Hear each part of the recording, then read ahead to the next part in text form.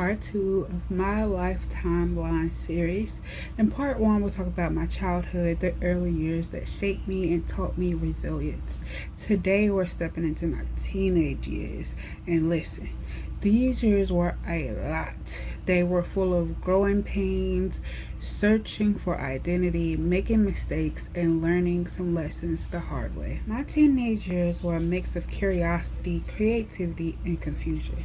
I was figuring out who I was, who I wanted to be, and at the same time dealing with leftover pain from my childhood.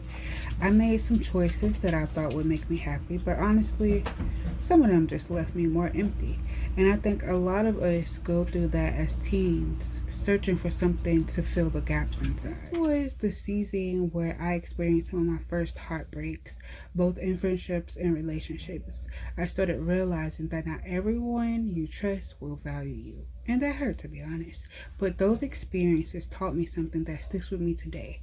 My worth isn't defined by who stays or leaves. My worth comes from God. In the middle of all the chaos, I found writing. I didn't know at the time, but journaling and poetry would become my safe place, my way of processing everything that I was going through. God was planting seeds even then, preparing me to one day write my book, The Power of Prayer, and my poetry collection, The Vandal Collection.